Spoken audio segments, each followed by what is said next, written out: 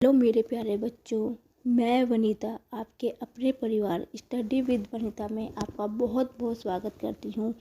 आज की क्लास में जो प्रैक्टिस सेट मैं लेके आई हूँ आपके लिए बहुत ही यूज़फुल है। जिनके पेपर अभी तक नहीं हुए हैं उनके लिए वीडियो बहुत ही यूज़फुल होगी, क्योंकि ये जो क्वेश्चंस मैं लेके आई हूँ इसमें से 90% क्वेश्चंस पेपर में ज़रूर ही आएंगे। ये मैं आपको गारंटी देती हूँ, इसलिए इस वीडियो को एंड तक ज़रूर देखना। और हम उन क्वेश्चंस को भी लेंगे जो कि 2 मई और 3 मई में पेपर में पूछे गए क्वेश्चन का एनालिसिस भी हम इसी क्लास में करेंगे। शुरुआत करती हूँ मैं अपने पहले क्वेश्चन से। ठीक है, शेखर 8 किलोमीटर प्रति घंटे की चाल से कोई दूरी तय करता है। वह जल्दबाजी में था, इसलिए वह वापसी 24 किलोमीटर प्रति घंटे की चाल से ऑटो रिक्शा में तय करता है। पूरी यात्रा के लिए उसकी औसत चाल ज्ञात कीजिए। देखिए बच्चों, औसत चाल से एक या दो क्वेश्चन हमेशा ही बनता है। ठीक है, मैं ये तो नहीं कहूँगी कि पेपर सेम मेरे ही उसका आएगा, पेपर इसी टाइप का आएगा, बस थोड़ा सा उसका पैटर्न मतलब भाषा चेंज हो सकती है कि यहाँ पे ऑटर है, ऑटो के बदले बस हो सकती है, शेखर के मतलब कुछ और हो सकता है। ठीक है, उसने क्या बोला, जो शेखर है मान लो ये ए है और ये बी है। पहले वो क्या कर रहा है, उसने 8 किलोमीटर प्रति घंटे की चाल से दूरी तय कर रहा है। ठीक है, ये 8 किलोमीटर प्रति घंटे की चाल से दूरी तय कर रहा है। ठीक है, ओके। फिर उसके बाद वह जल्दबाजी में था, इसलिए वापसी में पहले ए बी तक जाता है। ठीक है, फिर वापसी में 24 किलोमीटर प्रति घंटे की चाल से ऑटो रिक्शा से तय करता है। ठीक है, क्योंकि जल्दी में था बी, तो ये जब वापस आ रहा है ये ऑटो से 24 किलोमीटर प्रति घंटे की रफ्तार से आ रहा है। जब भी आपसे इस प्रकार का क्वेश्चन पूछ लिया जाए कि किसी चाल से वो जा रहा है और किसी दूसरी चाल से वो वापस आ रहा है, मतलब ये है कहने का कि ए से वो जा रहा है और बी से वो वापस आ रहा है, तो उसमें औसत चाल निकालने का फॉर्मूला होता है 2ab बटा a प्लस बी। ये इसका फॉर्मूला होता है।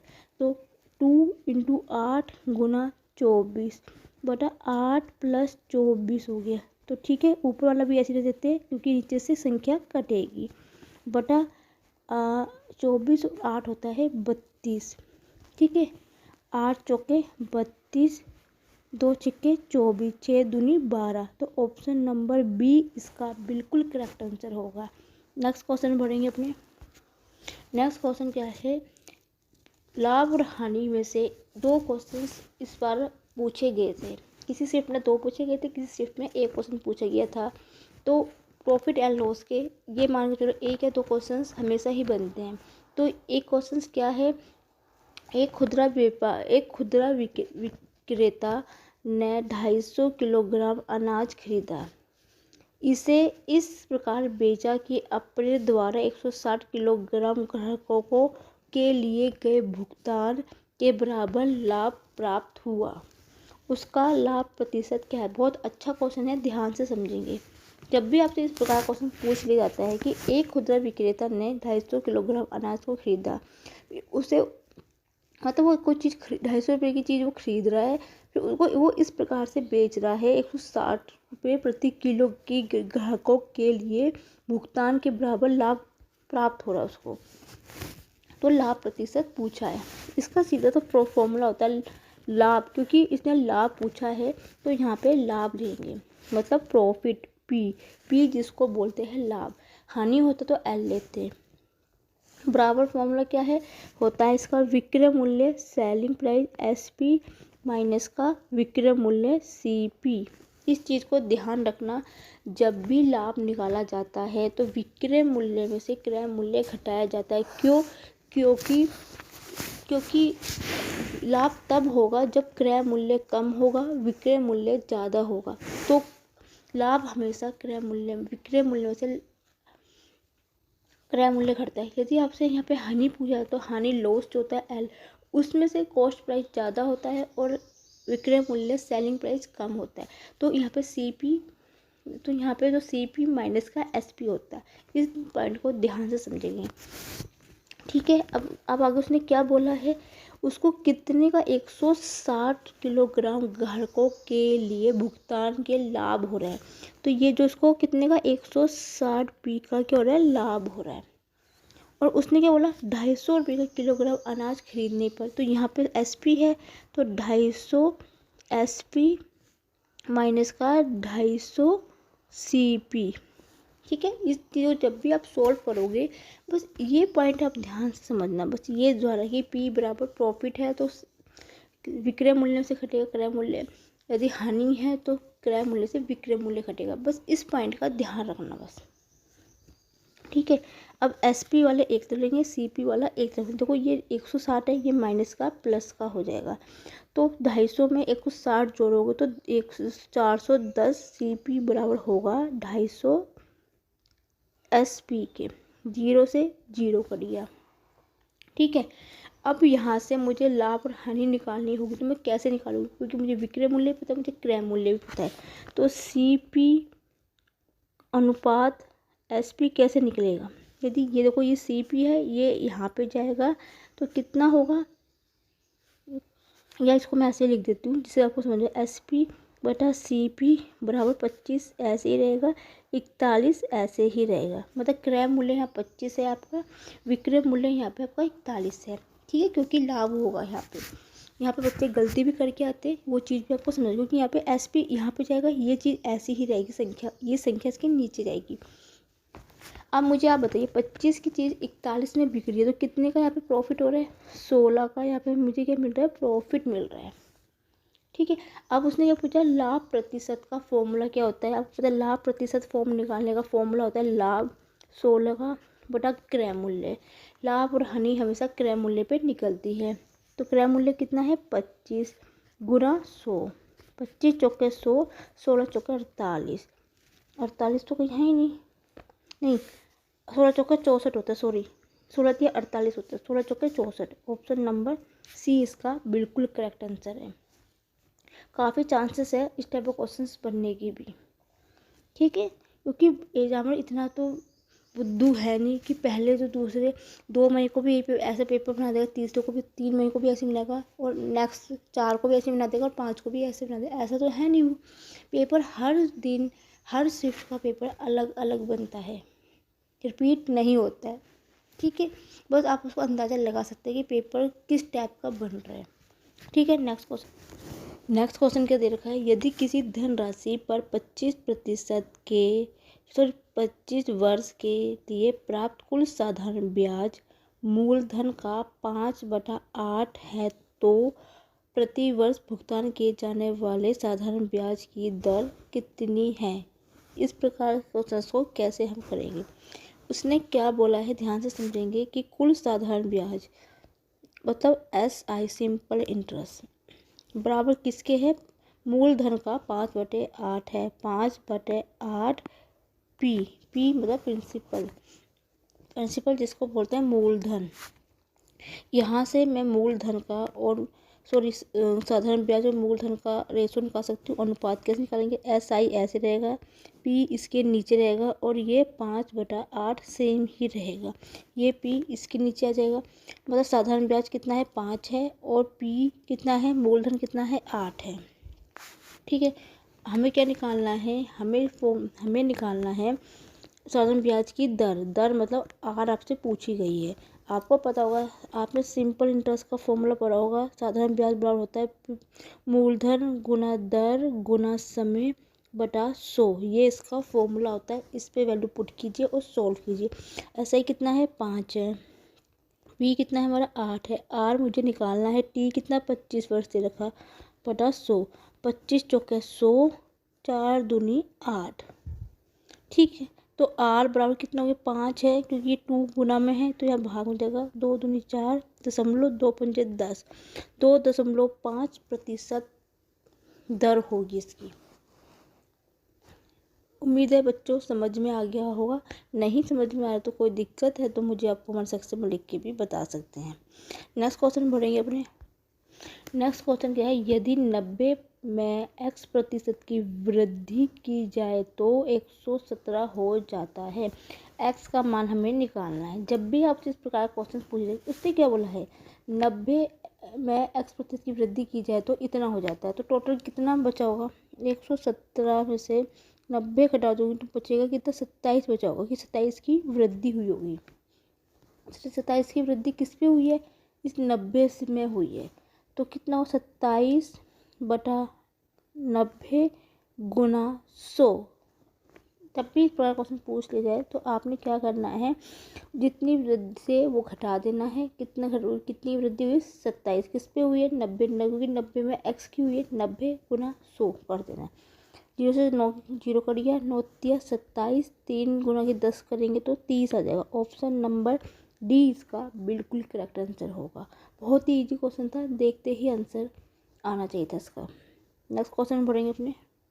नेक्स्ट क्वेश्चन क्या है, ए और बी की वर्तमान आयु का अनुपात 3:5 है। यदि ए की वर्तमान आयु 33 वर्ष है तो 5 वर्ष बाद बी की आयु क्या होगी। सबसे पहले देखिए बच्चों, इसमें क्या दे रखा, ए और बी का अनुपात की आयु का अनुपात कितना है, 3:5। ठीक है। उसके बाद क्या बोला, यदि ए की वर्तमान आयु 33 है, मतलब ए की जो वर्तमान आयु है ये कितनी है, 33 है। तो बी की ये वाली आयु उसने पूछी है। जब भी इस प्रकार क्वेश्चन पूछा जाता है आपसे, सबसे पहले आप देखिए कि ये का कितना गुना 33 है। ये 11 गुना है ना, 11 की गुना 3 से हुई तभी तो 33 वर्ष बनी है इसकी आयु। ए 3 का 11 गुना होगा तभी 33 बनेगा। तो यदि इसका ये 11 गुना होगा तो इसका भी 11 गुना होगा। इस चीज़ का ध्यान रखना, यदि ए इतना गुना है तो बी भी इतना ही होगा। ठीक है। तो 11 पंजे 55, तो बी की वर्तमान आयु कितनी होगी, 55 वर्ष। ऑप्शन नंबर, कुछ गलत कर दी क्या, 55 होगी। अच्छा, 5 वर्ष बाद पूछा है, गलत। ये तो मैंने वर्तमान आयु निकाली है, गलती होगी तो बोलने में थोड़ी सी, क्योंकि इसने बोला है 5 वर्ष बाद। ये तो अभी की आयु 5 वर्ष के बाद है, तो 5 वर्ष बाद आयु कितनी होगी, इसकी आयु होगी 55 में 5 जोड़ दें, क्योंकि बाद में पहले पूछता तो घटाते। तो 60 वर्ष इसकी आयु होगी बी की। नेक्स्ट क्वेश्चन पढ़ेंगे। नेक्स्ट क्वेश्चन क्या है, किसी निश्चित राशि पर 2 वर्ष के लिए 15% सामान्य वार्षिक ब्याज और चक्रवृद्धि ब्याज के बीच का अंतर हमें दे रखा है 180। ठीक है। तो निश्चित राशि ज्ञात कीजिए, मतलब हमसे पी पूछा गया। जब भी इस प्रकार का क्वेश्चन आपसे पूछ लिया जाता है, इसका फॉर्मूला होता है डी बराबर होता है पी इंटू आर स्क्वायर बटा 100 का स्क्वायर। ये पी क्या है, चक्रवृद्धि और सामान्य वार्षिक ब्याज का अंतर होता है डी। तो हमें अंतर कितना दे रखा है, 180 दे रखा है। ठीक है। पी ऐसी रहेगा, आर कितना है, 2 वर्ष, 2 गुना 2 बटा 100 गुना 100, यही होगा।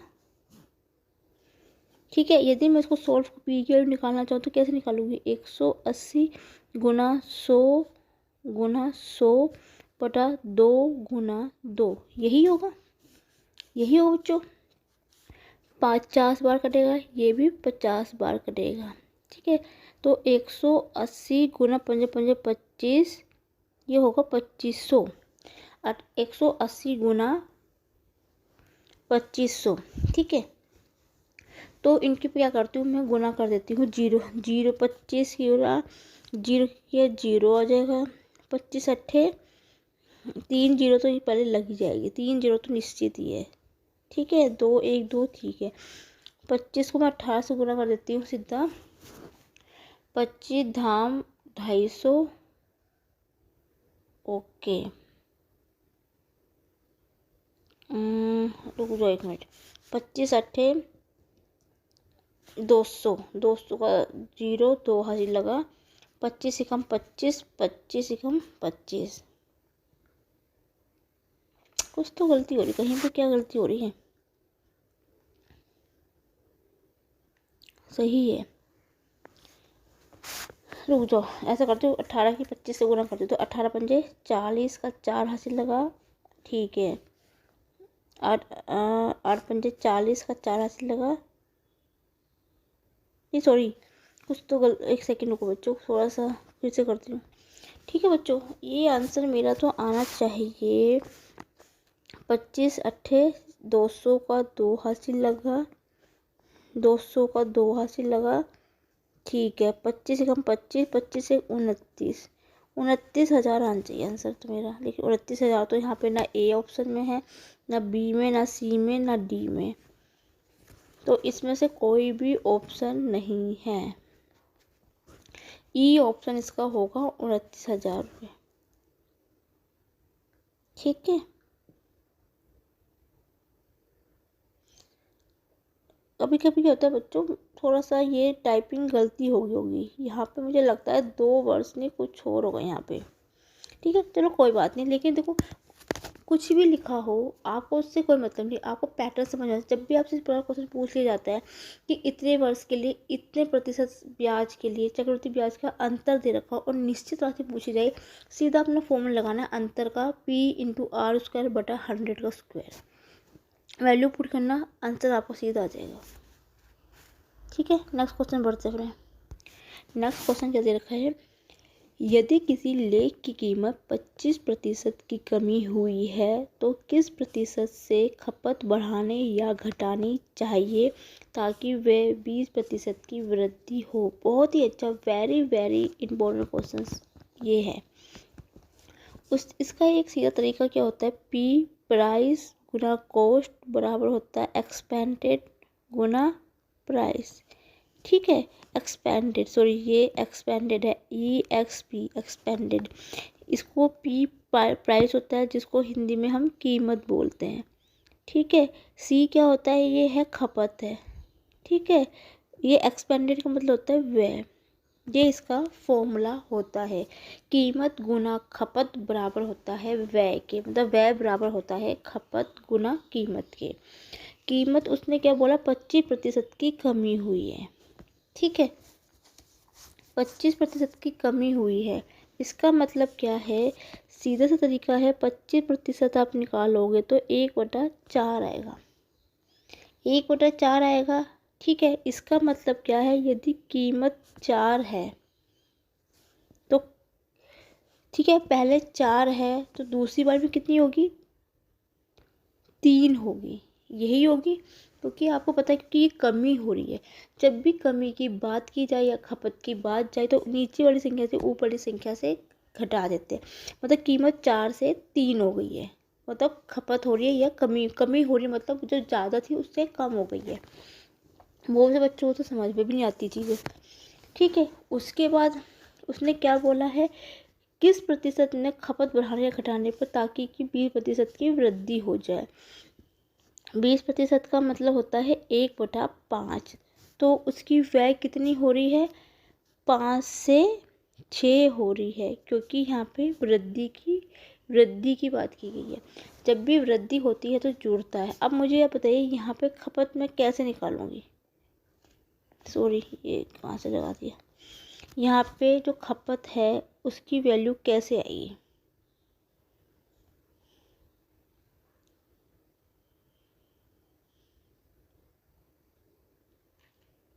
बताइए।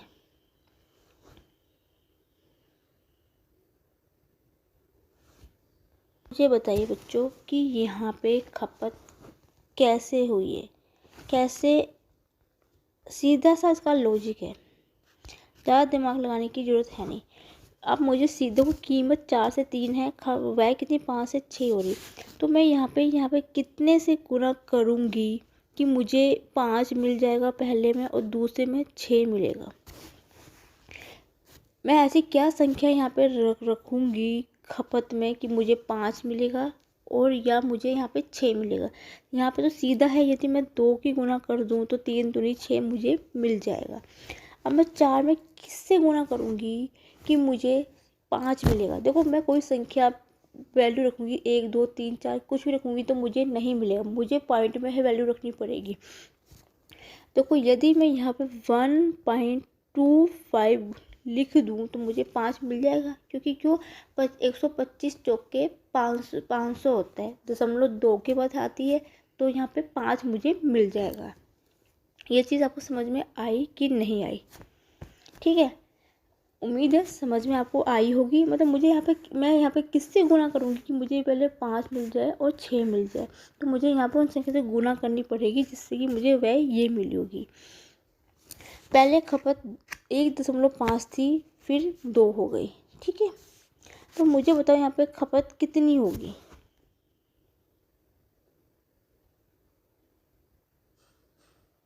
खपत कैसे निकालोगे? यदि 2 में से 125 को मैं घटाऊंगी तो मुझे क्या मिलेगा? दशमलव का 75 मिलेगा, वो भी माइनस का, क्योंकि ये 2 बड़ा है। तो इतने की क्या हो रही है? मुझे खपत हो रही है। ठीक है, आपको इतना समझ में आया कि नहीं आया? आप चलो मैं ऐसे समझा देती हूँ। ये सी है, सी मतलब खपत पहले कितनी थी? 1.5 की थी, फिर 2 हो गई है, तो इनमें से मैं इसको घटा दूंगी तो मुझे 0.75 मिलेगा। जैसे आप क्रय मूल्य विक्रय मूल्य में निकालते थे, क्रय मूल्य में से विक्रय मूल्य को घटाते थे। ठीक है, इसी प्रकार इसको इस प्रकार से सोल्व किया है। ठीक है, अब मुझे बताइए, ये हो गया 7.5 हो गया। अब ये 7.5 किसके बराबर होगा? 1.25 के बराबर ही होगा। क्यों? जैसे आपने प्रॉफिट एंड लॉस वाले क्वेश्चंस किए होंगे, ये उसी पर ही बेस क्वेश्चन है। बहुत से बच्चे कंफ्यूज हो जाते हैं। क्यों? क्योंकि हमें किस प्रतिशत पे खपत की बात की जा रही है। खपत की बात की जा रही है, तो जो इसका घटेगी वो 1.25 आपको पता होना चाहिए। जब भी वैल्यू निकाली जाती है, जो यहाँ पहली वैल्यू होती है, मान हमेशा इसी पर ही निकलेगा। ठीक है, तो 7.5 1.25 किसके बराबर होगा? 7.5 के होगा। तो एक किसके बराबर होगा? एक होगा 7.5 बटा 1.25, और 100 किसके बराबर होगा? उसको मैं 100 से गुना कर दूंगी। 2 जीरो से 2 जीरो कट गया। 25 तिया 75, 25 पंजे 125, 5 दूनी 10, 0, 20 तिया 60, तो 60% इसका करेक्ट आंसर होगा। बहुत ही शानदार क्वेश्चन था, बहुत ही प्यारा क्वेश्चन है ये। काफ़ी चांसेस है इसके पेपर में आने की। ठीक है, क्योंकि बच्चों पेपर रिपीटेशन तो होते नहीं है, बस पेपर से हम ये बता सकते हैं कि पेपर किस टाइप से आ रहा है। ठीक है, नेक्स्ट क्वेश्चन बढ़ेंगे अपने। नेक्स्ट क्वेश्चन क्या देगा? 2051, 3485, 4879 का महत्तम समावर्तन। ठीक है, SCF की बात कर रहा है, x है, तो x के अंकों का योगफल ज्ञात कीजिए। जब भी आपसे इस प्रकार क्वेश्चन पूछ लिए जाए, बिना सोचे समझे आपने क्या करना है? आपने इन दो संख्या को सोल्व करना है। कैसे करेंगे? छोटी संख्या को पहले आपने क्या करना है? बड़ी संख्या से भाग कर देना है। 3, 4, 8, 5 से आपको इसको क्या करना है? भाग देना है। ये कितनी बार जाएगा? ये एक बार जाएगा। कितना आएगा? 0, 9, 1। भाग विधि आपने सीखी होगी करना कि कैसे की जाती है। 5 में से गए 4 बचेगा, ये 8 या 9 बचेगा, इसमें से घटाएंगे तो 3 बचेगा, 1 बचेगा। ठीक है, आपको पता है जब भाग विधि की जाती है तो इससे ऊपर वाला संख्या होगी, जितने टाइम वो भाग गया फिर उसको मैं यहाँ पे लिखूँगी, फिर मैं भाग दूंगी। कितनी बार जाएगा ये? फिर से ये एक बार ही जाएगा। एक बार कितना जाएगा? 3, 9, 2, 4 एक बार जाएगा। ठीक है, तो 11 में से 4 गए, बचेगा 7 बचेगा, और यहाँ पे कितना बचेगा? 8। 8 में से नहीं जाएगा, 9 से गया, 9 बचेगा, इसमें से गए 6 बचेगा। अब इसके ऊपर संख्या लिख देंगे 1994। यहाँ पेज नहीं है, यहाँ पे कर लेती हूँ। 97 को भाग दिया किस पे? 1394 से जाएगा। ये कितनी बार जाएगा? ये 2 बार चल जाएगा। 7 में 14 हाथ लेगा 1, 18, 19, 7 2 बार ये पूरा चला गया। मतलब इसको तब तक सॉल्व करना है तब तक ये पूरा भाग नहीं जाता है। ठीक है, अब इसके बाद क्या करेंगे? जिस संख्या से ये पूरा भाग गया है उसको अब इससे भाग करेंगे। ठीक है, नेक्स्ट पेज में करती हूँ मैं इस क्वेश्चन को। ठीक है, क्या था, 697 को भाग देना है किस संख्या से, 4, 8, 9। ठीक है, ये पूरा पूरा चला जाएगा, 5 बार देखो, नहीं 6 सत्ती सत्ती 49, 4 हासिल लगेगा, 7 में 63, 63 और 63, ये चला जाएगा पूरा पूरा। सॉरी ये 7 है यहाँ पे, 7। ठीक है, 7 से 4 हासिल लगा, 7 में 63, 67 का 6 हासिल लगा, 7 छक्के 42, 42 से 48, पूरा पूरा चला गया। कितनी बार चला गया, 7 बार, 4, 8, 7, 9। तो इसका मतलब क्या हुआ, ये संख्या जो पहले वाली संख्या थी उस वो भी पूरी पूरी विभाजित हुई इससे, और जो दूसरी संख्या है ये भी पूरी पूरी विभाजित हो रही है। तो इसका मतलब क्या हुआ, मेरा जो एचसीएफ हुआ कितना, 697 हुआ। जब भी इस बार क्वेश्चन पूछा जाएगा, जो आप पहली संख्या से लास्ट संख्या तो पूरी पूरी विभाजित होगी ना, जो दूसरी संख्या होगी वो भी उससे पूरी पूरी ही विभाजित होगी। ठीक है, आपको पता है एचसीएफ का मतलब होता है कि दोनों में जो कॉमन होता है। ठीक है, अब उसने पूछा अंकों का योगफल पूछा है, तो आपने क्या करना है, इनके जो अंक है इनको आपस में जोड़ देना है। 7 और 9 16, 16 और 6 22, तो 22 इसका बिल्कुल करेक्ट आंसर होगा। ठीक है, ऑप्शन नंबर बी इसका बिल्कुल करेक्ट आंसर होगा। नेक्स्ट क्वेश्चन बढ़ेंगे अपने। नेक्स्ट क्वेश्चन क्या दे रखा है, दो संख्याओं का गुणनफल 1280 है, मासा कितना दे रखा है, 8 दे रखा है, एचसीएफ दे रखा है 8 दे रखा है, उस संख्या का लासा पूछा है, मतलब आपसे एलसीएम पूछा है। सीधी सी बात है, दो संख्या का गुणनफल की बात की है और उनका मासा, मासा का मतलब होता है, एचसीएफ का मतलब होता है कि जो जहाँ पे दोनों साइड कॉमन होता है, मतलब 8a गुना 8b बराबर कितना दे रखा है, 1280 के।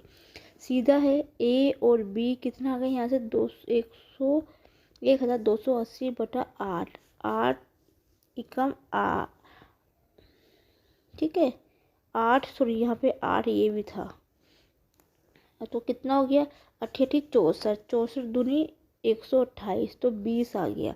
ए और बी कितना मुझे मिल गया, a इंटू बी बराबर 20 मिल गया मुझे। ठीक है, ध्यान से समझना क्वेश्चंस को।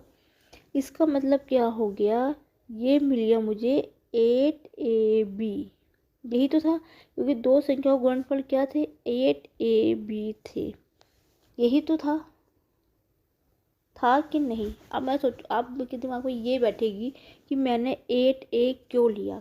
अब मैं आपको समझाती हूँ, ये 8a था जो मैंने दो संख्या ली थी मासा वाली। ठीक है, यदि आप इन दोनों का एलसीएम निकालोगे तो 8 होगा, 8ab ही होगा। वो संख्या एलसीएम में वो संख्या लेते हैं जिनकी पावर बड़ी होती है।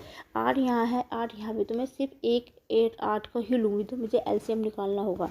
ए बी साथ में चलेगा, तो 8ab हो गया, ए बी। ठीक है, अब आपने ए बी की वैल्यू कितनी डाली थी, 20, तो 20 गुना 8, 8 दूनी 16, 160 इसका करेक्ट आंसर होगा। बहुत ही प्यारा क्वेश्चन था, बहुत अच्छा क्वेश्चन है। नेक्स्ट क्वेश्चन पढ़ेंगे अपने। नेक्स्ट क्वेश्चन क्या दे रखा है आपको, यदि किसी वस्तु का क्रय मूल्य और विक्रय मूल्य का अनुपात 18:23 है तो लाभ प्रतिशत आपसे पूछा गया। सीधा सा बहुत ही इजी क्वेश्चन था। सीपी अनुपात एसपी कितना दे रखा है, 18:23। कोई चीज़ 18 की 23 से बेची गई है तो कितने का प्रॉफिट है, 5 का प्रॉफिट है। 5 का प्रॉफिट किस पे होता है, क्रय मूल्य पे होगा। ठीक है, लाभ प्रतिशत का फॉर्मूला होता है लाभ बटा क्रय मूल्य 18 गुना 100। सीधा सा आंसर है 500 बटा 18 हो जाएगा ये। 2 दूनी 4, 2 पंजे 10, 2 नीम 18। ठीक है, आपको सही में पूछा गया क्वेश्चन है। ठीक है, 9 से भाग दूंगी सीधा, 9 एकम 9 दूनी 18, 9 से सीधा 18 से काट देती हूँ ना, 2 बार क्यों, छोटी संख्या क्यों करूँ, सीधा इतना क्यों काटना। ठीक है, ये कितना है 18, 18 एक 18, 18 दूनी 36। ठीक है, 2 बार जाएगा, 36 है, बचेगा कितना 36, कुछ गलत क्यों आ रहा है क्या, 18 दूनी 36। ठीक है, 36 जाएगा, 36 4 40 14, 140, 140 बढ़ेगा, 18 सत्ते 18 सत्ते होते हैं, ठीक है, कितना 126 बार कटेगा, 7 बार कटेगा, हाथ से एक तरीके 7 7 बटा कितने बार गया 9 बार, 9 से, ठीक है 18। पहले मैं इसको छोटी संख्या काट दिया था ना, 1 सेकंड रुकिए, आप उस यहाँ पे कन्फ्यूज होगी। पहले मैं इसको छोटा बना देती हूँ। कैसे, देखो 2 निम 18, ठीक है, 2 दूनी 4, 2 पंजे 10, 0, 9 से काटूंगी, 9 दूनी 18, 7 बचेगा 70 हो जाएगा, 9 सत्ते 72, 72, ठीक है 7, ये बचेगा 7 बटा 9, 27 सही, 7 बटा 9 इसका करेक्ट आंसर होगा। प्रतिशत होगा साथ में, सॉरी प्रतिशत लगाना मैं यहाँ पे भूल गई, टाइपिंग में थोड़ी सी गलती हो गई है। उम्मीद है समझ में आया था, बहुत ही प्यारा क्वेश्चन है। आज की महारत्न क्लास में यहीं ख़त्म करती हूँ। उम्मीद है बच्चों कि आपको मेरी आज की महारत्न क्लास अच्छी लगी होगी। गारंटी देती हूँ पेपर इससे बाहर एक भी क्वेश्चन, आपने मेरे सारे प्रैक्टिस सेट देखे होंगे ना, तो उस पेपर उसमें से एक भी क्वेश्चन बाहर से नहीं आएगा। आपको मेरी वीडियो अच्छी लगे तो please like my video, comment my video, share my video and thank you for watching my video.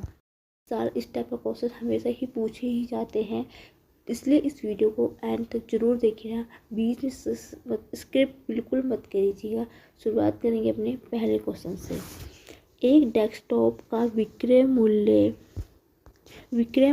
इस डेस्कटॉप को बेचने पर अर्जित लाभ 9 गुना है, तो लाभ प्रतिशत आपसे पूछा गया है।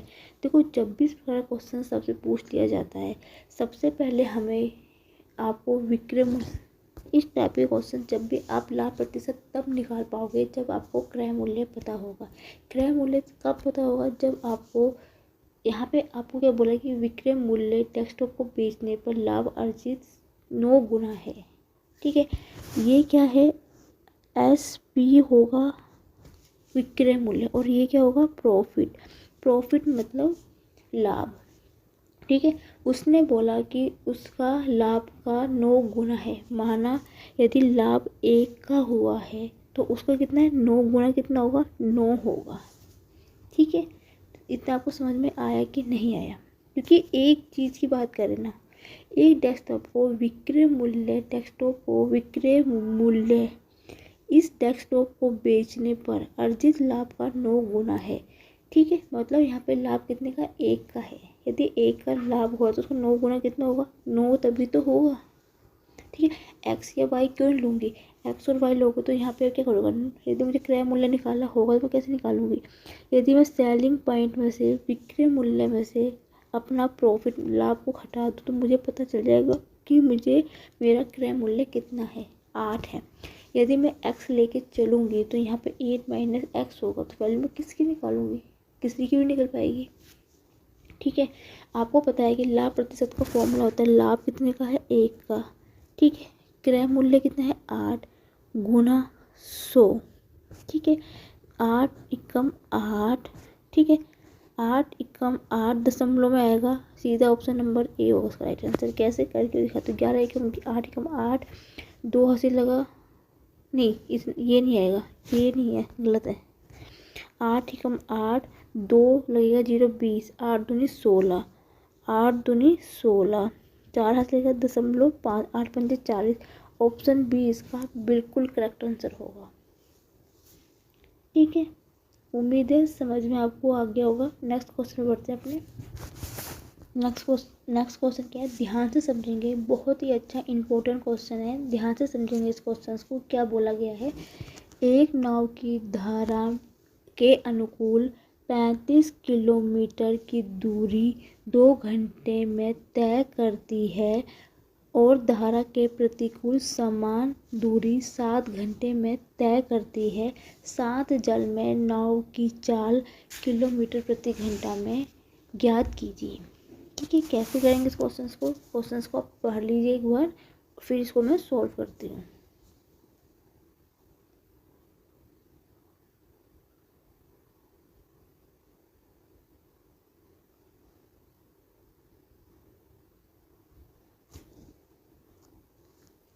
ठीक है, शुरू करते हैं।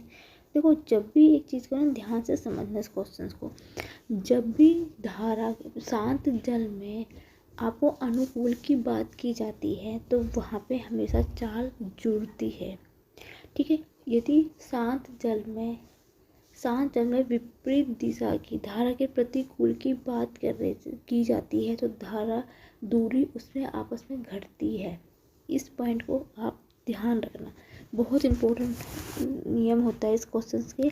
जब धारा के अनुकूल होती है शांत जल में तो वहाँ पे हमेशा दूरी है वो जुड़ती है। जब प्रतिकूल में होती है धारा के तो वहाँ पे शांत जल में हमेशा दूरी हमेशा घटती है आपस में। ठीक है, आपको पता है कि चाल बराबर दूरी बटा समय होता है। फॉर्मूला आपने पढ़ा होगा कि चाल बराबर होता है दूरी बटा समय। ठीक है, पहले उसने बोला धारा के अनुकूल, जब अनुकूल की बात की जाती है तो वो आपस में जुड़ेगी।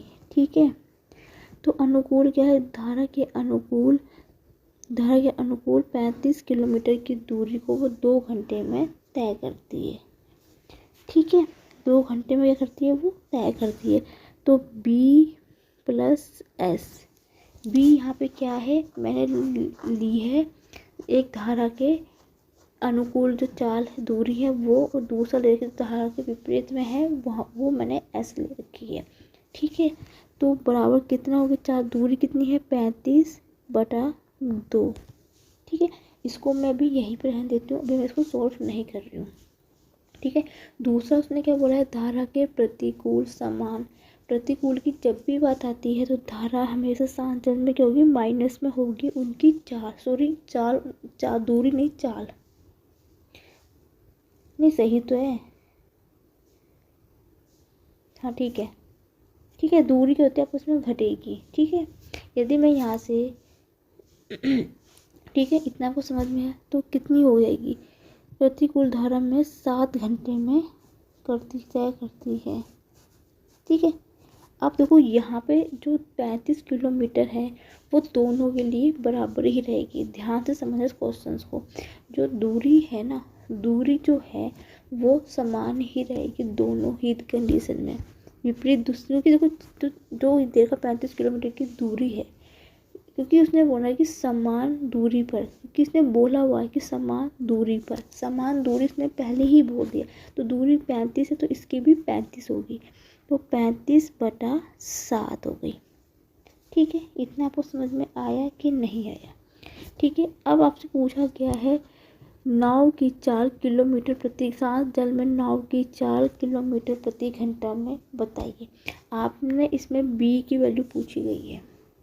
इन दोनों समीकरण को हल करेंगे, प्लस माइनस से कट जाएगा। ये 2b हो गया, बराबर कितना होगा, 7 पंजे 35 हो गया। ये तो कटेगा नहीं, पॉइंट में आएगा। 35/2 + 5 यही होगा। इसको सोल्व करेंगे तो कितना आएगा, 5 दूनी एलसीएम लेंगे 2 आएगा, 35 से कम 35 होगा। ठीक है, 35 से कम 35, ये कितना है, 2 से 1 2 10 आ जाएगा। तो कितना हो जाएगा, 45/2। ठीक है, और ये तो 2 है, ये यहाँ पे गुना में आ जाएगा। तो ये कितना होगी, 4 से काटूंगी तो 4 दूनी 8, 2 किस पे आ रहा है, ऑप्शन नंबर ए में आ रहा है, सॉरी। तो 4 दूनी 8, 2 इसमें ऑप्शन नंबर ए है। ये 2 बार लिख दिया गलती से, 28.25 है। देखो, जब भी आपको पता चल रहा है कि ये पहली संख्या 2 बार कर रही है, ऑप्शन में सीधा जाइए। देखिए ऑप्शन 2 किसमें आ रहा है, पहला ऑप्शन नंबर ए में आ रहा है। आगे कैलकुलेशन करने की जरूरत ही नहीं पड़ती है। ये एक शॉर्ट ट्रिक होती है, माइंड गेम होता है मैथ्स का, कि कितने कम समय में आप कैसे उसको समझ रहे हैं। ठीक है, नेक्स्ट क्वेश्चन बढ़ेंगे अपने। नेक्स्ट क्वेश्चन देखेंगे, एक लंबवृत्तीय शंकु के आधार का परिमाप होगा, ये परिमाप नहीं होगा, परिमाप होगा, सॉरी परिमाप होगा, ये परिमाप थोड़ा गलत टाइप हो गया, परिमाप नहीं होता। आधार का परिमाप कितना है, 8 सेंटीमीटर है। यदि शंकु की ऊंचाई 21 सेंटीमीटर है तो इसका आयतन पूछा गया है। ठीक ठीक है। शंकु का आपसे आयतन पूछा गया है, आपके बोले आधार का परिमाप कितना दे रखा है 8 सेंटीमीटर। आपको पता है शंकु का परिमाप क्या होता है 2 पाई आर होता है, यही होता है शंकु का परिमाप क्या होता है 2 पाई आर। कितना दे रखा 8 दे रखा हमें, ठीक है। आंसर पाई में है तो पाई में नहीं काट लो, 2 चौके 8, तो पाई आर की वैल्यू कितनी मिल गई मुझे 4/पाई मिल गई। तो वो आंसर पाई में दे रखा क्योंकि ये ना पाई है। क्या होता है कि बच्चों मेरे से ना ये जब मैं इसको टाइप कर रही थी क्वेश्चन को तो पाई मेरे से नहीं बन रहा था, क्योंकि MS वर्ड की वर्कशीट में आप पढ़ोगे तो मेरे से पाई वहाँ पे नहीं होता, इसलिए मैंने पाई के बदले इस शेप में लिख दिया, लेकिन ये पाई है, ठीक है। अब आपको पता है शंकु का आयतन क्या होता है, B बराबर होता है 1/3 पाई आर स्क्वायर H होता है, ठीक है। पहले मैंने शंकु के परिमाप से त्रिज्या निकाल दी, आयतन होता है 1/3 पाई आर स्क्वायर H, ठीक है। तो वैल्यू पुट करते हो 1/3 पाई मैंने ऐसे रहने दिया, आर स्क्वायर कितना है 4 गुना 4 गुना आर गुना आर। एच की वैल्यू कितनी रखी 21 सेंटीमीटर दे रखी है। देखो सॉरी पाई है, एक पाई से एक पाई कट गया, 3 सत्ते 21, ठीक है। देखो 4 चौके 16, 16 सत्ते होता है 112, 112/पाई। तो ऑप्शन नंबर डी इसका करेक्ट आंसर होगा, 112/पाई सेंटीमीटर क्यूब होगा, ठीक है। ये सेंटीमीटर क्यूब है, ठीक है। नेक्स्ट क्वेश्चन बढ़ेंगे। नेक्स्ट क्वेश्चन जो है बहुत ही अच्छा वेरी वेरी इंपॉर्टेंट क्वेश्चन है, बहुत ही इजी क्वेश्चन है, लेकिन बच्चों को समझ में नहीं आता कि करना क्या है। 30, 36, 42 का सबसे छोटे गुणज तथा सबसे बड़े गुणनखंड का गुणनफल क्या है। आधे बच्चों को तो समझ में नहीं आता कि छोटे गुणज क्या होता है और बड़े गुणनफल क्या होता है, ठीक है। सबसे आपको मैं बताती हूँ, इसको तो बोलते हैं सबसे छोटे गुणनफल, मतलब स्मॉलेस्ट कॉमन मल्टीपल, ठीक है। स्मॉलेस्ट कॉमन मल्टीपल, और जो गुणनफल को बोलते हैं लार्जेस्ट कॉमन फैक्टर। मतलब आपसे LCM और HCF पूछा गया है। ये क्या है, ये LCM है और ये क्या है HCF है। इतना आपको समझ में आना चाहिए। आपको सिर्फ इसने पूछा है LCM और HCF के गुणनफल पूछा गया आपसे HCF गुना LCM का वैल्यू पूछी गई है। ये चीज़ ध्यान रखना। आपको बहुत से बच्चों को तो ये चीज़ समझ में नहीं आती कि पेपर में इस क्वेश्चन में करना क्या है। सबसे छोटे गुणज का मतलब होता है स्मॉलेस्ट कॉमन मल्टीपल, मतलब LCM, ठीक है।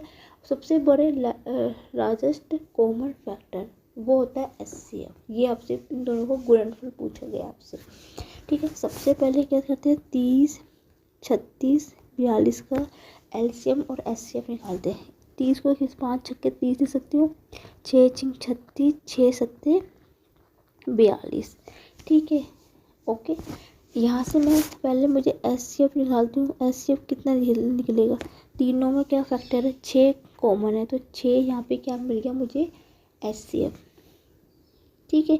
LCM निकालना है, देखो 6 की पावर 2 है, 6 की पावर 2 सबसे बड़ी है, तो यहाँ पे 6 छिंग 36 हो गया, गुना 5, एक बार 5 भी लूँगी 7 भी लूँगी, 7 पंजे 35, 35 को मैं 36 से गुना करूँगी, अभी रहने दो, चलो उसको आगे करते हैं। तो इससे पूछा है गुणनफल पूछा है, गुणनफल मतलब इन सबका गुणनफल कितना है 36 गुना 5 गुना 7 गुना 6, इसका गुणनफल आपसे पूछा गया है। तो 36 ऐसे रहेगा, ठीक है, 36 ऐसे रहेगा, क्या ऐसा करते 36 छिक्के कितने होते हैं 216 होते हैं। एक सेकंड को कैलकुलेशन थोड़ी इजी कर लेती हूँ। 36 की गुना 6 में करोगे तो 216 हो जाएगा, 5 7 पंजे 35, ठीक है, 7 पंजे 35। देख चारों के आंसर का इकाई का अंक अलग अलग है, तो इसका मतलब मैं इकाई की गुना इकाई के अंक से कर देती हूँ, तो मुझे पता चल जाएगा कि आंसर क्या है। ठीक है, 6 पंजे 30, 30 होगा 0, और 0 किस में है? ऑप्शन नंबर ए में। तो ऑप्शन नंबर ए बिल्कुल करेक्ट आंसर होगा। जब भी आप उस पर क्वेश्चन सीखना, सबसे पहले देखो ना, सबसे पहले आप आंसर में देखिए कि सबकी इकाई का अंक अलग है।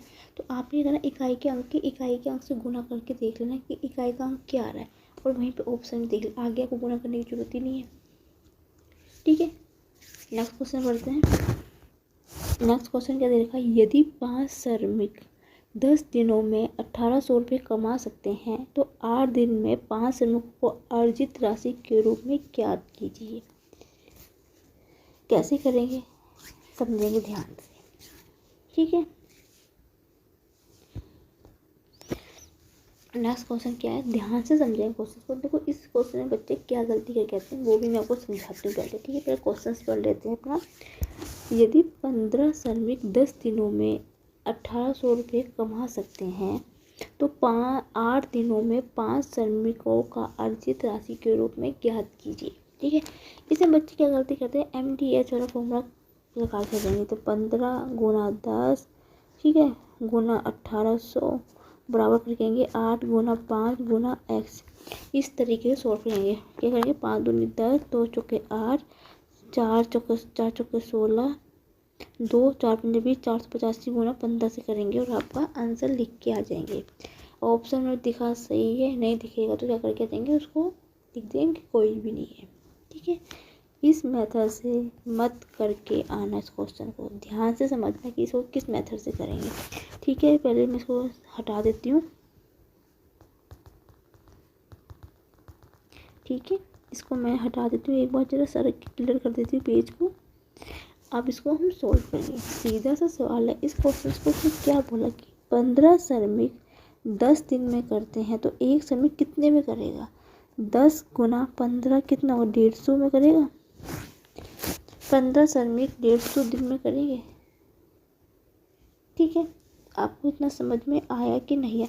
अब तो 150 है, जो ये 150 है किसके बराबर है? 1850, 1800 रुपये। ये जो 150 है ये कितना है? 1800 के इक्वल है, इक्वल है। तो यहाँ से आप एक की वैल्यू निकालोगे तो कितना होगा? 1800 बटा 550, 0 से 0 कट गया। ठीक है, ये कितने बार कटेगा? 3 पंजे 15, 3 छः 18, 0, 5 एकम 5, 5 दूनी 10, 12, एक बराबर किसके? 12 के बराबर हो गया। ठीक है, इसी प्रकार इसका निकालेंगे। यदि 8 5 में करा तो एक कितने में करेगा? 8 पंजे 40, 40 में करेगा। ठीक है, उसने पूछा कि श्रमिकों का अर्जित पूछेगा, इसका अर्जित पूछा है। यदि ये कितना कमा रहे? 12 कमा रहे एक में, और ये 40 कमा रहा है, तो ये 40 कितने में कमाएगा? 40 गुना 12, 12 चौके 48, 480 रुपये होगा। 480 रुपये। यदि एक दिन के ये 10 श्रमिक 12 रुपये ले रहे हैं, ठीक है, और 8 दिन के यही श्रमिक 40 रुपये ले रहे हैं, तो कितने रुपये लेंगे? दोनों की गुना कर दूँगी तो मुझे पता चल जाएगा कि टोटल कितने रुपये ले रहे हैं। ये 15 श्रमिक 480 रुपये ले रहे हैं। ठीक है, नेक्स्ट क्वेश्चन बढ़ते हैं अपने। नेक्स्ट क्वेश्चन क्या है? बहुत ही अच्छा क्वेश्चन है ये भी। रेणु प्राप्त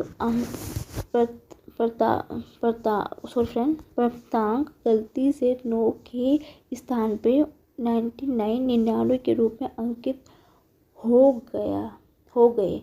मतलब जो उनको अंक मिले हैं ना, वो 9 के बदले 99 लिखे गए। जहाँ पे उसको 9 नंबर मिल रहे थे ना, वहाँ पे गलती से 99 लिखे गए हैं। इस गलती के कारण कक्षा का औसत प्राप्तांक अंक वास्तविक औसत के रूप के 2.25 अधिक हो गया। ठीक है, कक्षा में छात्रों की संख्या कितनी है? जब भी आपसे इस टाइप का क्वेश्चन पूछ लिया जाता है, उसने क्या बोला? 9 के बदले 99 लिखा गया, तो इसमें कितने का एरर है? यदि मैं 90 से 99 में से 9 घटा दूँ तो मतलब क्या है? 90 अंक ज़्यादा लिखे गए हैं।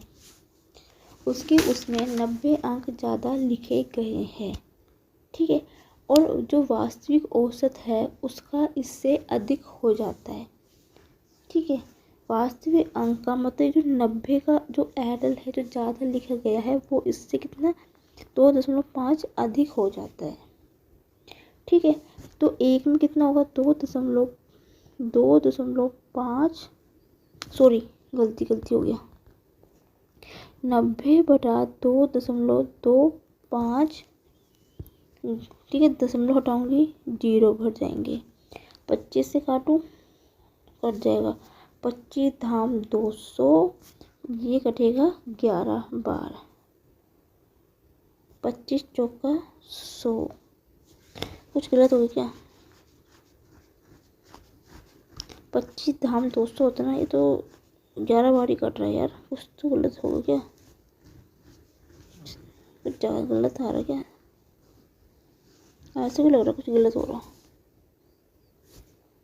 एक सेकंड, गुना सही है। एक काम करती हूँ मैं, इसको 25 से रहने देती हूँ। मैं 100 इसको काटती हूँ 5 से। 5 चौके 20, पंजे 25, 5 दूनी 10, 0। 5 चौके 20, 5 निम 45, 9 से 10 बार कटा, 40 आ रहा। तो वास्तविक अंक 40 आएगा। लेकिन ऐसे भी तो सही होना चाहिए। एक सेकंड रुको फ्रेंड, तो इसको काट के देखती हूँ। 25 से काट के देखो तो गलत क्यों कैसे हो रहा है? 25,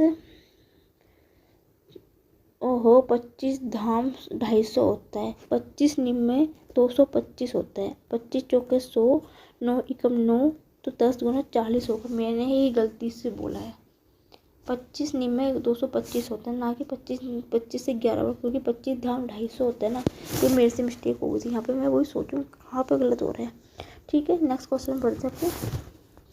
यदि आपको मेरी आज का सेक्शन अच्छा लगे तो प्लीज़ मेरी वीडियो को लाइक ज़रूर कीजिए और मेरे वीडियो शेयर ज़रूर कीजिए, जिससे कि ज़्यादा से ज़्यादा बच्चों तक ये वीडियो पहुंच सके। ये जो नेक्स्ट क्वेश्चन मैं आपको करवा रही हूँ, बहुत ही अच्छा क्वेश्चन, बहुत ही अच्छा question, very very important question है। ध्यान से समझेंगे इस क्वेश्चन को। क्या बोल रहा है क्वेश्चन? एक आयत का क्षेत्रफल एक वर्ग के क्षेत्रफल का 4/3, ठीक है। वर्ग का क्षेत्रफल 729 वर्ग सेंटीमीटर है और आयत की लंबाई 81 सेंटीमीटर है। वर्ग की भुजा और आयत की चौड़ाई के बीच का अंतर पूछा गया आपसे। ठीक है, कैसे करेंगे क्वेश्चन को? ध्यान से देखना क्वेश्चन को। आपको पता है कि वर्ग का क्षेत्रफल होता है भुजा का स्क्वायर। वर्ग का क्षेत्रफल कितना दे रखा? 729 दे रखा, 729 दे रखा है। आपको पता है 729 जो होता है वो 27 का स्क्वायर होता है। तो ए स्क्वायर क्या हो गया? स्क्वायर से ये कट गया, तो एक भुजा कितनी मिल गई हमें? वर्ग की 27 मिल गई। ठीक है, पहले हमने वर्ग के क्षेत्रफल से भुजा निकाल दी अपनी। ठीक है, क्यों निकाली बताती हूँ। अब उसने क्या बोला? आयत का क्षेत्रफल एक वर्ग के क्षेत्रफल के 4/3 है। ठीक है, मतलब जो आयत का क्षेत्रफल है वो वर्ग के क्षेत्रफल का मतलब 4/3। 4/3 का मतलब क्या होता है? 4/3 है उसका, और क्या होता है? भुजा का स्क्वायर होता है। यही तो उसने बोला है कि आयत का क्षेत्रफल एक वर्ग के क्षेत्रफल के 4/3 है। मतलब आयत का क्षेत्रफल बराबर होगा 4/3, 4/3 वर्ग का क्षेत्रफल होता है भुजा का स्क्वायर। वैल्यू पुट करते हैं, 4/3 गुना 27 गुना 27, 9 बार कटेगा। 36 को 27 से गुना करूँगी तो आएगा 972 सेंटीमीटर स्क्वायर। मुझे आयत का क्षेत्रफल पता चल गया कितना है। जब मुझे आयत का क्षेत्रफल पता चल गया तो मैं यहाँ से आयत की चौड़ाई निकाल सकती हूँ। कैसे? आयत की चौड़ाई बराबर होता है, आयत का क्षेत्रफल कितना है? 972 बटा आयत की लंबाई। आयत की लंबाई कितनी है? 81। देखो आपको चीज़ समझ में आई कि नहीं? पहले मैंने वर्ग का क्षेत्रफल से भुजा की निकाल दी। जो उसने वर्ग 4 है उस करके यहाँ से मैंने आयत का क्षेत्रफल निकाल दिया। आयत का क्षेत्रफल मुझे पता है, आयत की लंबाई मुझे पता है, तो मैंने यहाँ से आयत की ऊंचाई निकाल दी। आयत की ऊंचाई होती है आयत का क्षेत्रफल बटा आयत की लंबाई। काटेंगे इससे, 81 से कितनी बार कटेगा? 81 एकम 81, कितना बचेगा? 9 9 में से 9 और 7 होता है 16, 162 और 81 दूनी 162, 12 बार कटेगा, 12 आ गया। अब आयत की चौड़ाई और भुजा का अंतर पूछा है। भुजा कितनी है 27 है और आयत की चौड़ाई कितनी निकाली 12, तो 27 में से 12 गए 15 आएगा। 15 का है, ऑप्शन नंबर डी इसका बिल्कुल करेक्ट आंसर है। बहुत ही प्यारा क्वेश्चन था। पहले आपने अगर वर्ग के क्षेत्रफल से भुजा निकाल दी, फिर उसने क्या बोला आयत का क्षेत्रफल वर्ग की भुजा के बराबर रख दिया। यहाँ से आपने आयत का क्षेत्रफल निकाल दिया।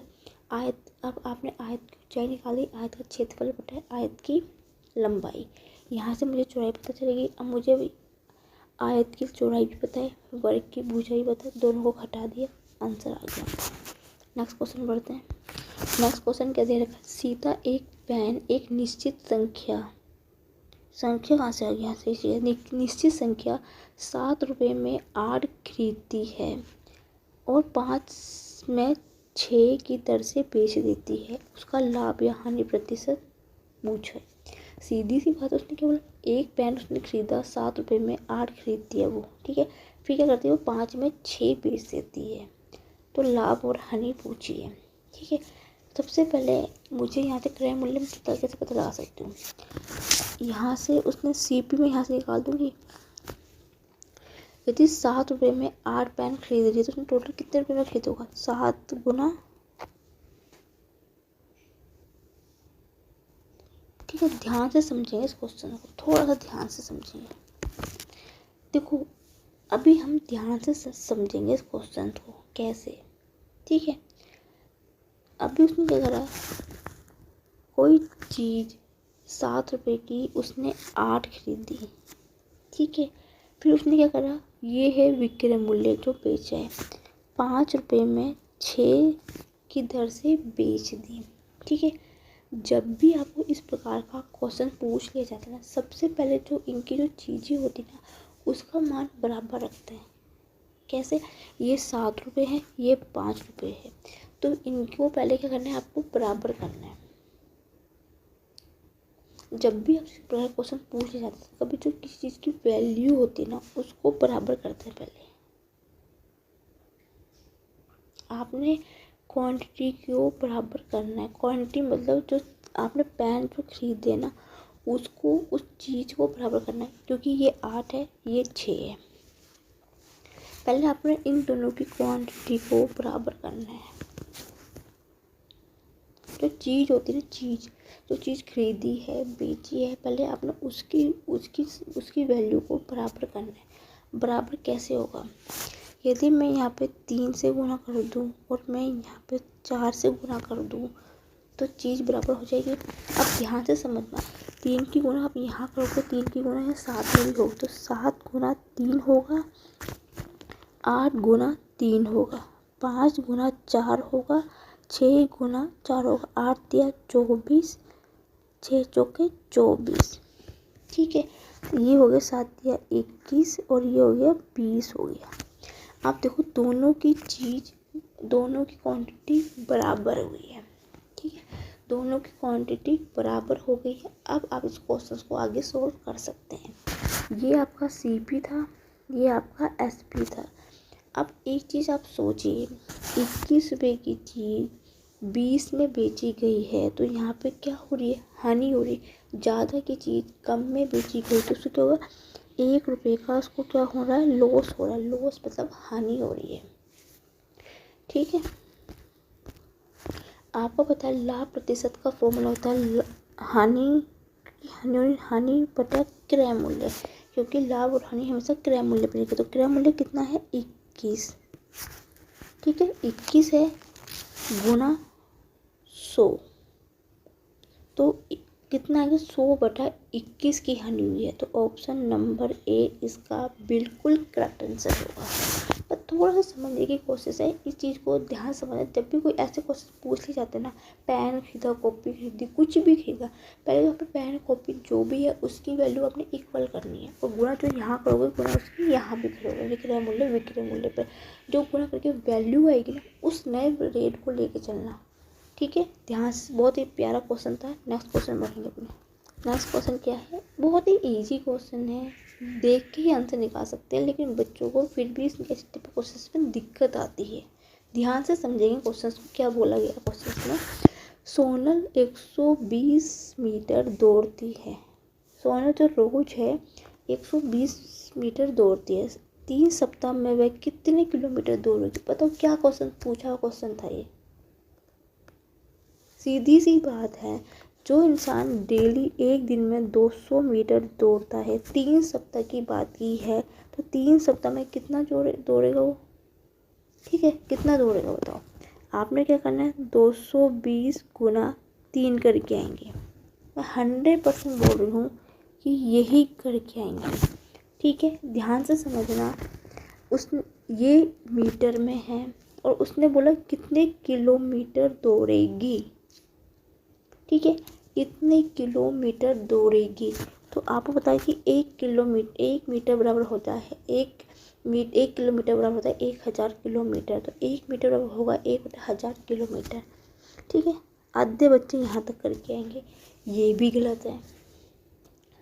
क्यों गलत है, उसने बोला 3 सप्ताह। सीधी सी बात है, एक सप्ताह में 7 दिन होते हैं, तो 3 सप्ताह में कितना होगा, 7 गुना 3 21 होगा ना। तो यहाँ पे आपने 7 से भी गुना करनी पड़ेगी। इतना आपको समझ में आया कि नहीं आया। ठीक है, 0 से 0 काट देते। एक काम करते हैं, इन सब की गुना कर देती हूँ, फिर 2 संख्या के बाद पॉइंट लगा दूँगी। तो 22 गुना 21, 21 दूनी 42, 2 हाथ से 21 दूनी 42, 42 और 2 44। ठीक नहीं, 42 और 2 44, 44 और 2 46 होता है।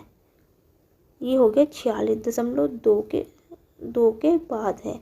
तो करेक्ट आंसर कितना आएगा इसका, 4.62। बहुत ही अच्छा, वेरी इंपॉर्टेंट क्वेश्चन है, जहाँ पे बच्चे गलती करके आते हैं वो भी मैंने आपको बता दिया है।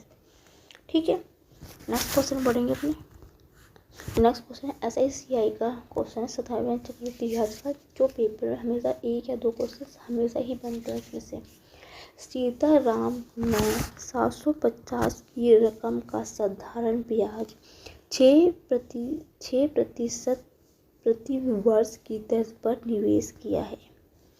इसे कुल 8751 की रकम कितने वर्षों के बाद मिलेगी, ये आपसे पूछा गया है। देखिए, सबसे पहले आप कुछ गलत किया गया उन्हें। ठीक है, जो ऊपर 750 नहीं था वो 7450 रुपये था।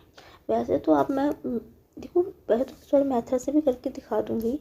यदि 750 रुपये होता है तब भी कोई मतलब नहीं है, क्योंकि यार हर साल 6% की दर से इतना ज़्यादा पैसे कोई मिलेगा।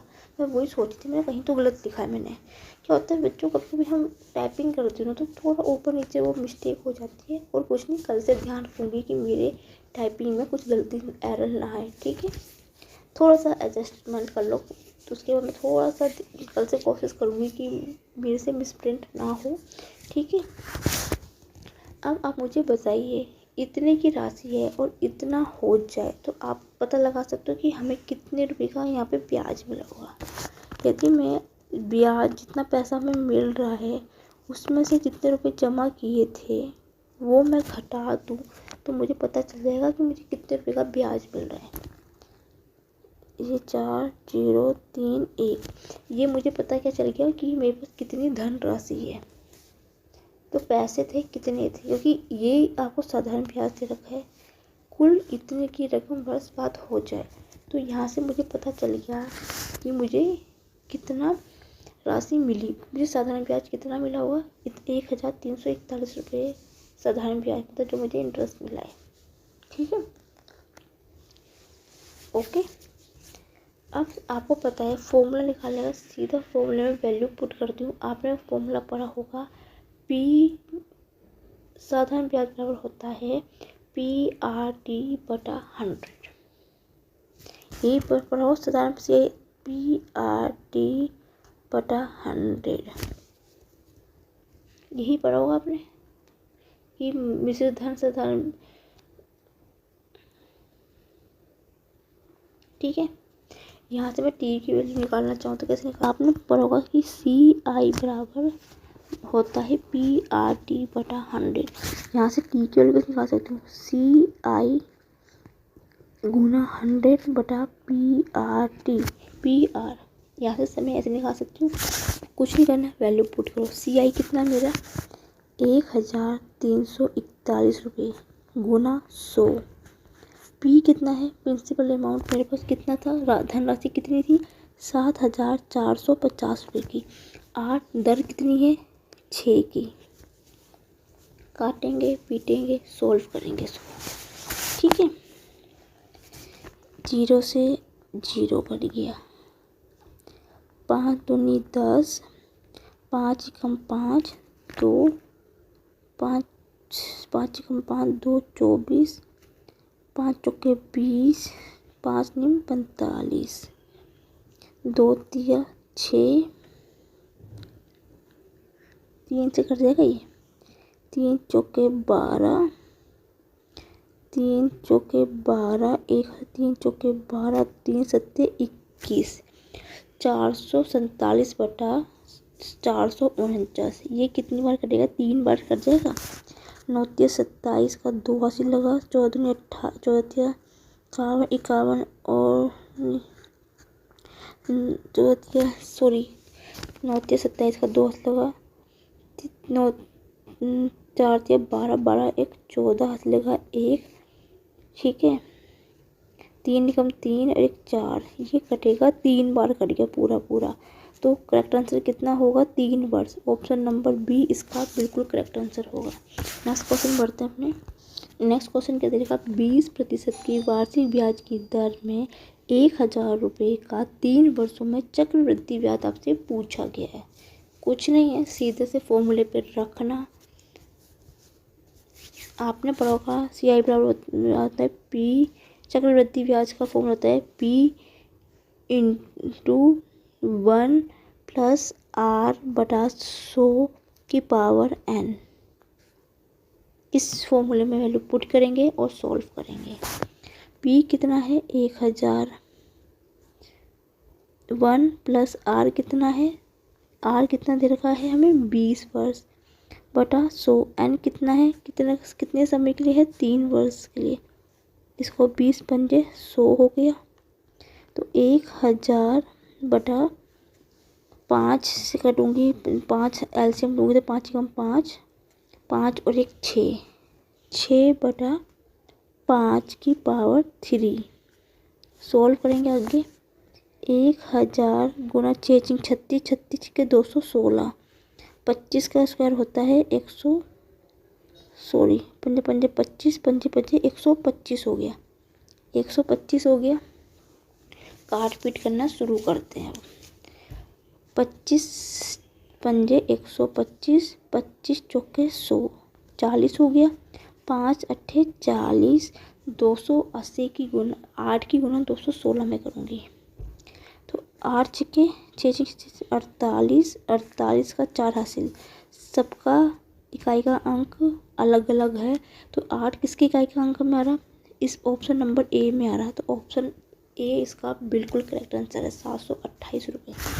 नेक्स्ट क्वेश्चन बढ़ते हैं अपने। नेक्स्ट क्वेश्चन क्या रहेगा, क्वेश्चन रहेगा जब चीनी का मूल्य 50% की वृद्धि होती है, एक व्यक्ति चीनी पर अपने व्यय में केवल 25% बढ़ाता है, उसे चीनी का उपभोग कितने प्रतिशत की कमी करनी होगी। जो आंसर देना है अपने दशमलव के 2 अंकों तक करना है, ठीक है। ध्यान से समझेंगे, बहुत प्यारा क्वेश्चन है, ठीक है। उसने क्या बोला है, यदि कोई चीनी है, मान लो 100 की है, मान लो 150 रुपये में तो वो होती है, तो वो क्या करता है, वो जो उसका खर्चा बाई चांस 200 रुपये का है, तो वो उसमें 25% बढ़ा रहा है, 225 उसको वो कर दे रहे हैं।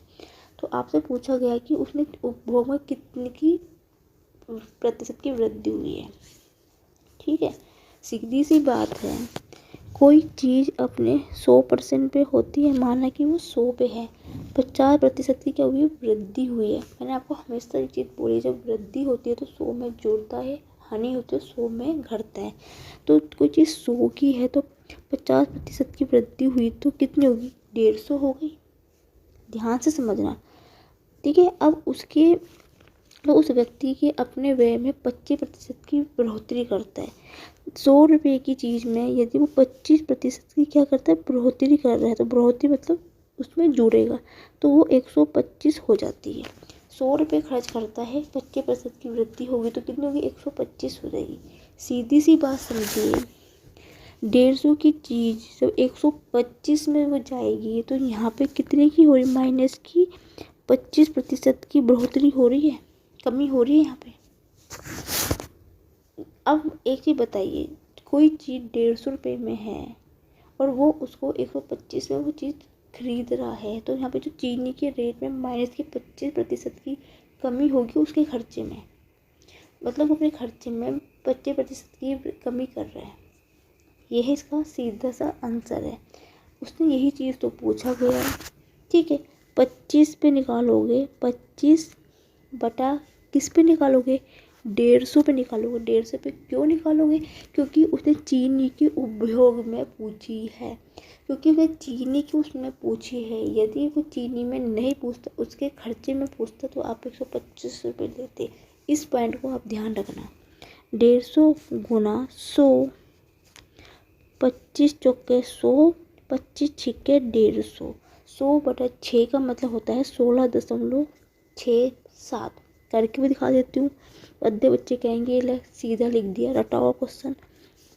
6 एकम 6, 4 हासिल लगा 0, 6 छिंगे 36, 36 का 4 हासिल लगा, दशमलव लगाई 0, 40, 6 छिंगे 36, फिर 4 जाएगा, 6 छिंगे 36, ठीक है। इस प्रकार चलता रहेगा और कुछ नहीं है। ऑप्शन नंबर डी इसका बिल्कुल करेक्ट आंसर है। नेक्स्ट क्वेश्चन बढ़ेंगे अपने। नेक्स्ट क्वेश्चन क्या दे रखा है, प्रथम 7 प्राकृतिक संख्याओं का वर्गों का औसत ज्ञात कीजिए। सीधे से फॉर्मूले पे वैल्यू पुट करेंगे। इसका फॉर्मूला होता है n+1 2n+1 बटा 6, ठीक है। ये इसका फॉर्मूला होता है निकालने का, ठीक है। यदि आपसे सिंपल औसत पूछा जाता तो उसका फॉर्मूला होता है n+1 बटा 2, ठीक है। यदि आपसे घनों का पूछा जाता तो उसका फॉर्मूला होता है n × n+1 बटा 2 की पावर 2। ये होता है संख्याओं का। यदि आपसे सिंपल पूछते कि औसत निकालना है तो इसका फॉर्मूला n+2। यदि आपसे पूछे घनों का फॉर्मूला होता है n × n+1 बटा 2 का होल स्क्वायर, ठीक है। और आपसे पूछा जाए कि वर्गों का औसत होता है n+1 × 2n+1 बटा 6 होता है, ठीक है। अब आपसे पूछेंगे वैल्यू क्या, देखो n क्या है, क्या पूछा है, प्रथम 7 पूछा है, तो n कितना है 7, 7 + 1, 7 गुना 2 + 1 बटा 6, 8 हो गया, 7 × 14 1 15 बटा 6, 3 दूनी 6, 3 पंजे 15, 2 चौके 8, 5 चौके 20। ऑप्शन नंबर ए इसका बिल्कुल करेक्ट आंसर है। कुछ नहीं था इस क्वेश्चन में। नेक्स्ट क्वेश्चन बढ़ेंगे अपने। नेक्स्ट क्वेश्चन क्या है, ध्यान से समझना, बहुत ही प्यारा क्वेश्चन है ये भी। एक दुकानदार 32 नींबू 1 रुपये में 10% हानि पर बेचने पर लाभ अर्जित 1 रुपये में कितने नींबू बेचे जाने चाहिए। कैसे इसको ट्रिक से करेंगे, सीधा सा मतलब है, यदि 1 रुपये में 32 नींबू बेच रहा है तो 32 नींबू एक नींबू कितने में बेचेगा, 1/32 में बेचेगा। इसी प्रकार एक नींबू x पे बेच रहा है तो दूसरा जो हमने निकाला मैंने उसको x मान लिया, तो x तो एक नींबू कितने बेचेगा, 1/x पे बेचेगा, सेम इसी तरह बेचेगा। अब इसको अनुपात और समानुपात के फॉर्मूले से करना, क्या है 1/32 नींबू अनुपात कितना है, कितने पे, देखो यहाँ पे क्या है 40% हानि की बात कर रहा है। हानि में 100 में से घटेगा तो कितना आएगा, 60 आएगा। समानुपाती कितना है, ये है 1/x अनुपात, ये कितना दे रखा है, और उसने क्या बोला यहाँ पे, ये बेचे तो 20% है यहाँ पे, 20% लाभ पर नींबू अर्जित करता है। 20% लाभ का मतलब क्या हो गया, 120। ठीक है, जब भी आपसे इस प्रकार क्वेश्चन पूछ लिया जाता है ना, इसको पहले अनुपात समानुपात के फॉर्मूले से करना। यहाँ पे 20% का लाभ था, कितने भी प्रतिशत का लाभ हो कोई मतलब नहीं आपको। ठीक है, इसका तरीका होता है निकालने का, इसके 3 तरीके हैं। या बाहर वाले पदों का गुणनफल, इसकी और इसकी गुना 60 बराबर होता है अंदर वाले पदों के गुणनफल के बराबर होता है। या आप इसे कर सकते हो, ये ए होता है, ये बी होता है, ये सी, ये डी, तो A/B बराबर होता है C/D के। या इस वाले फॉर्मूले से कर लेना, जौन से फॉर्मूला आपको ठीक लगता है। एक ये कटेगा, 2 बार कटेगा, ये कटेगा कितना, 2 2 2 6 12 16 आ गया। ऑप्शन नंबर डी इसका करेक्ट आंसर होगा। नेक्स्ट क्वेश्चन क्या दे रखा है, यदि कोई आदमी किसी काम को 3/7 दिन में पूरा कर सकता है तो शेष कार्य पूरा करने के लिए उसे कितने दिन की आवश्यकता होगी। ये क्वेश्चन मैं आपको होमवर्क के लिए दे रही हूँ। कमेंट सेक्शन में लिख के मुझे बताना कि इसका आंसर क्या होगा। ऑप्शन ए होगा, बी होगा, सी होगा या डी होगा। ठीक है, आपको आज की क्लास अच्छी लगे तो मेरे वीडियो को लाइक जरूर करना और मेरे वीडियो को शेयर करना ना भूलें। यदि मेरे चैनल में पहली बार आप आए हो तो मेरे चैनल को सब्सक्राइब करना ना भूलें। मैं रोज़ आपके लिए नए नए क्वेश्चन ढूंढ के लेके आती हूँ और रोज़ हम प्रैक्टिस सेट करते हैं जो कि आपके आने वाले पेपर के लिए बहुत यूज़फुल होंगे। यदि आपको मेरी वीडियो अच्छी लगे तो प्लीज़ बच्चों like my video, comment my video, share my video and thank you for watching my video. कल की क्लास में नए प्रैक्टिस सेट के साथ कल मैं फिर मिलती हूँ। Good night.